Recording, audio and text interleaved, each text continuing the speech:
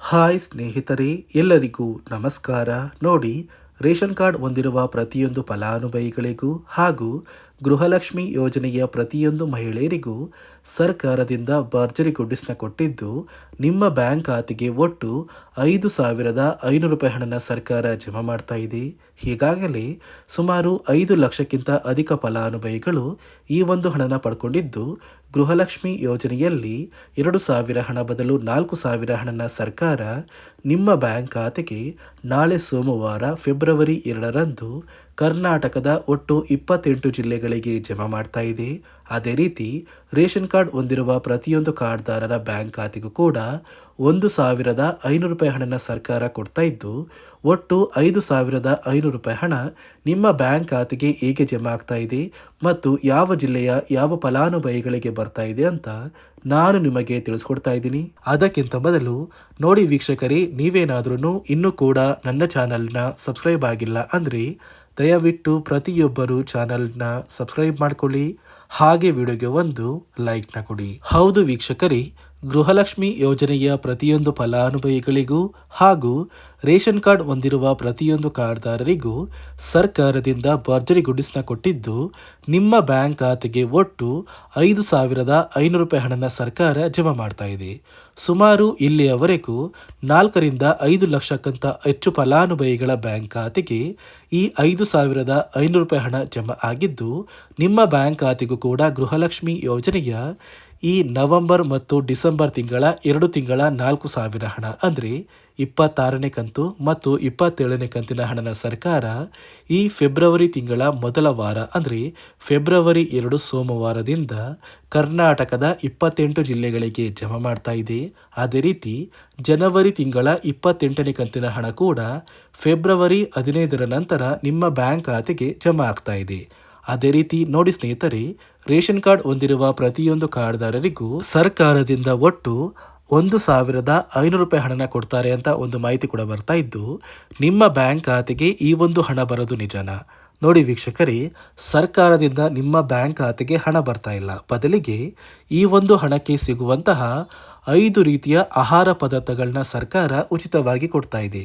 ಅಡುಗೆ ಎಣ್ಣೆ, ತೊಗರಿ ಬೇಳೆ, ಸಕ್ಕರೆ, ಉಪ್ಪು, ರಾಗಿ ಮತ್ತು ಗೋಧಿ ಈ ರೀತಿಯ ಆಹಾರ ಪದಾರ್ಥಗಳನ್ನ ಇದೇ ಫೆಬ್ರವರಿ ತಿಂಗಳಿಂದ ಪ್ರತಿ ತಿಂಗಳು ಉಚಿತ ಅಕ್ಕಿ ಜೊತೆಗೆ ಸರ್ಕಾರ ವಿತರಣೆ ಮಾಡ್ತಾ ಇದ್ದು, ಆದಷ್ಟು ಬೇಗ ಪ್ರತಿಯೊಬ್ಬರು ಈ ಸೌಲಭ್ಯಗಳನ್ನ ಪಡ್ಕೋತೀರಾ ಮತ್ತು ನಿಮ್ಮ ಬ್ಯಾಂಕ್ ಖಾತೆಗೆ ಗೃಹಲಕ್ಷ್ಮಿ ಯೋಜನೆಯ 2 ತಿಂಗಳ 4,000 ಹಣ ನೀವು ಪಡಿಬೇಕು ಅಂದರೆ ಹಣಕಾಸು ಇಲಾಖೆಯಿಂದ ಹೊಸ ನಿಯಮಗಳನ್ನ ಕೂಡ ಜಾರಿಗೆ ತಂದಿದ್ದು, ಈ ನಿಯಮಗಳ ಪ್ರಕಾರ ಸಾಕಷ್ಟು ಫಲಾನುಭವಿಗಳಿಗೆ ಗೃಹಲಕ್ಷ್ಮಿ ಹಣ ಕೂಡ ಕ್ಯಾನ್ಸಲ್ ಆಗಿದ್ದು, ಬನ್ನಿ ಸ್ನೇಹಿತರೆ, ಸರ್ಕಾರ ಜಾರಿಗೆ ತಂದಿರುವ ಆ ನಿಯಮಗಳು ಏನು ಅಂತ ಕೂಡ ತಿಳಿಸ್ಕೊಡ್ತಾ ಇದ್ದೀನಿ. ಅದಕ್ಕಿಂತ ಮೊದಲು ನೋಡಿ ವೀಕ್ಷಕರೇ, ನಾಳೆ ಸೋಮವಾರ ಫೆಬ್ರವರಿ 2ರಂದು ಕರ್ನಾಟಕದ ಯಾವ 28 ಜಿಲ್ಲೆಗಳಿಗೆ ಸರ್ಕಾರ 2 ತಿಂಗಳ ಗೃಹಲಕ್ಷ್ಮಿ ಯೋಜನೆಯ 4,000 ಹಣನ ಜಮಾ ಮಾಡ್ತಾ ಇದೆ ಅಂದರೆ, ಮೊದಲಿಗೆ ಬಾಗಲಕೋಟೆ, ಬೆಂಗಳೂರು ನಗರ, ಬೆಂಗಳೂರು ಗ್ರಾಮಾಂತರ, ರಾಮನಗರ, ಚಿಕ್ಕಬಳ್ಳಾಪುರ, ಚಿತ್ರದುರ್ಗ, ದಾವಣಗೆರೆ, ಕೋಲಾರ, ಶಿವಮೊಗ್ಗ, ತುಮಕೂರು, ಚಾಮರಾಜನಗರ, ಚಿಕ್ಕಮಗಳೂರು, ದಕ್ಷಿಣ ಕನ್ನಡ, ಬಳ್ಳಾರಿ, ಬೀದರ್, ಕಲಬುರಗಿ, ಕೊಪ್ಪಳ, ರಾಯಚೂರು, ಯಾದಗಿರಿ, ವಿಜಯನಗರ, ಹಾಸನ, ಕೊಡಗು, ಮಂಡ್ಯ, ಮೈಸೂರು, ಉಡುಪಿ, ಬೆಳಗಾವಿ, ವಿಜಯಪುರ, ಧಾರವಾಡ, ಗದಗ, ಹಾವೇರಿ ಮತ್ತು ಉತ್ತರ ಕನ್ನಡ ಈ ಜಿಲ್ಲೆಗಳ ಪ್ರತಿಯೊಂದು ಫಲಾನುಭವಿಗಳಿಗೆ 2 ತಿಂಗಳ ಗೃಹಲಕ್ಷ್ಮಿ ಯೋಜನೆಯ 4,000 ಹಣನ ಸರ್ಕಾರ ಜಮಾ ಮಾಡ್ತಾ ಇದೆ.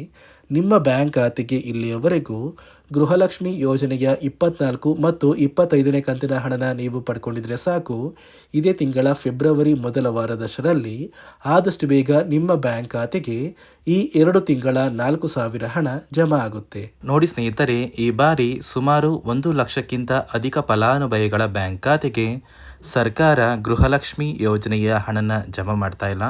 ಕಾರಣ ಏನು ಅಂದರೆ, ನಿಮ್ಮ ಬ್ಯಾಂಕ್ ಖಾತೆಗೆ ಡೆಬಿಟ್ ಮೂಲಕ ಹಣ ಜಮಾ ಮಾಡುವಂತಹ ಸಂದರ್ಭದಲ್ಲಿ ಸರ್ಕಾರ ಸಾಕಷ್ಟು ಫಲಾನುಭವಿಗಳ ಒಂದು ಬ್ಯಾಂಕ್ ಖಾತೆಗೆ ಹಣ ಜಮಾ ಮಾಡೋದನ್ನು ಕ್ಯಾನ್ಸಲ್ ಮಾಡಿದೆ.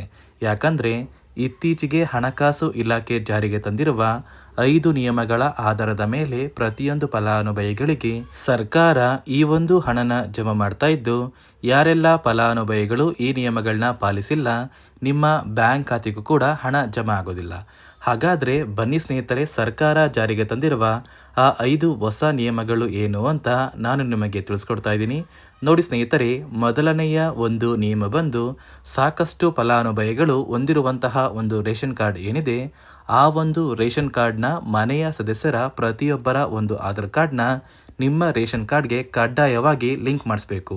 ಅಂದರೆ ಈ ಒಂದು ಲಿಂಕ್ ಮಾಡಿಸುವಂತಹ ಒಂದು ಪ್ರೊಸೀಜರ್ಗೆ ಸರ್ಕಾರ KYC ಅಂತ ಕರೀತಾರೆ. ನಿಮ್ಮ ರೇಷನ್ ಕಾರ್ಡ್ಗೆ ಇನ್ನೂ ಸಹ KYC ಆಗಿಲ್ಲ ಅಂದರೆ ನಿಮ್ಮ ಬ್ಯಾಂಕ್ ಖಾತೆಗೆ ಸರ್ಕಾರ ಮುಂದಿನ ದಿನಗಳಲ್ಲಿ ಗೃಹಲಕ್ಷ್ಮಿ ಯೋಜನೆಯ ಹಣನ ಕ್ಯಾನ್ಸಲ್ ಮಾಡುತ್ತೆ.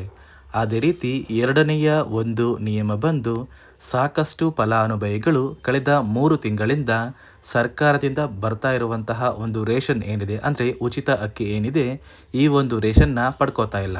ಒಂದು ವೇಳೆ ಕಳೆದ 3 ತಿಂಗಳಿಂದ ನೀವು ರೇಷನ್ನ ಪಡ್ಕೊಂಡಿಲ್ಲ ಅಂದರೆ ಸರ್ಕಾರ ನಿಮ್ಮ ಬಳಿ ಇರುವಂತಹ ಒಂದು ರೇಷನ್ ಕಾರ್ಡ್ನ ಕ್ಯಾನ್ಸಲ್ ಮಾಡುತ್ತೆ. ನಿಮ್ಮ ರೇಷನ್ ಕಾರ್ಡ್ನ ಸರ್ಕಾರ ಕ್ಯಾನ್ಸಲ್ ಮಾಡಿದ್ರೆ ನಿಮ್ಮ ಬ್ಯಾಂಕ್ ಖಾತೆಗೆ ಗೃಹಲಕ್ಷ್ಮಿ ಯೋಜನೆಯ ಹಣ ಇರ್ಬೋದು ಮತ್ತು ಸರ್ಕಾರದಿಂದ ಬರುವಂತಹ ಒಂದು ಸೌಲಭ್ಯಗಳನ್ನ ನೀವು ಕಳ್ಕೋಬೇಕಾಗುತ್ತೆ. ಅದೇ ರೀತಿ ಮೂರನೆಯ ಒಂದು ನಿಯಮ ಬಂದು, ನೋಡಿ ಸ್ನೇಹಿತರೆ, ನಿಮ್ಮ ಬಳಿ ಇರುವಂತಹ ಒಂದು ಆಧಾರ್ ಕಾರ್ಡ್ ಏನಿದೆ, ಆ ಒಂದು ಆಧಾರ್ ಕಾರ್ಡ್ನ ಕಳೆದ 15 ವರ್ಷಗಳಲ್ಲಿ ನೀವು ಯಾವುದೇ ರೀತಿಯ ಒಂದು ತಿದ್ದುಪಡಿನ ಮಾಡಿಸಿಲ್ಲ ಅಂದರೆ ನಿಮ್ಮ ಬ್ಯಾಂಕ್ ಖಾತೆಗೆ ಸರ್ಕಾರ ಗೃಹಲಕ್ಷ್ಮಿ ಯೋಜನೆಯ ಹಣನ ಕ್ಯಾನ್ಸಲ್ ಮಾಡುತ್ತೆ. ಯಾಕಂದರೆ ಸರ್ಕಾರದಿಂದ ಬಂದಿರುವಂತಹ ಒಂದು ಆದೇಶದ ಪ್ರಕಾರ ಪ್ರತಿಯೊಂದು ಫಲಾನುಭವಿಗಳು ಕಳೆದ 15 ವರ್ಷಗಳಲ್ಲಿ ಯಾವುದೇ ರೀತಿಯ ಒಂದು ತಿದ್ದುಪಡಿನ ನಿಮ್ಮ ಆಧಾರ್ ಕಾರ್ಡ್ಗೆ ನೀವು ಮಾಡಿಸಿಲ್ಲ ಅಂದರೆ ಕಡ್ಡಾಯವಾಗಿ ಆದಷ್ಟು ಬೇಗ ನಿಮ್ಮ ಆಧಾರ್ ಕಾರ್ಡ್ಗೆ ತಿದ್ದುಪಡಿನ ಮಾಡಿಸಿ. ಅದೇ ರೀತಿ ನಾಲ್ಕನೆಯ ಒಂದು ನಿಯಮ ಬಂದು, ನಿಮ್ಮ ಕುಟುಂಬದ ಒಂದು ವಾರ್ಷಿಕ ಆದಾಯ 7 ಲಕ್ಷಕ್ಕಿಂತ ಕಡಿಮೆ ಇರಬೇಕು. ಒಂದು ವೇಳೆ ನಿಮ್ಮ ಕುಟುಂಬದ ವಾರ್ಷಿಕ ಆದಾಯ 7 ಲಕ್ಷಕ್ಕಿಂತ ಜಾಸ್ತಿ ಇದ್ದರೆ ನಿಮ್ಮ ಬ್ಯಾಂಕ್ ಖಾತೆಗೆ ಸರ್ಕಾರ ಗೃಹಲಕ್ಷ್ಮಿ ಯೋಜನೆಯ ಹಣನ ಕ್ಯಾನ್ಸಲ್ ಮಾಡುತ್ತೆ.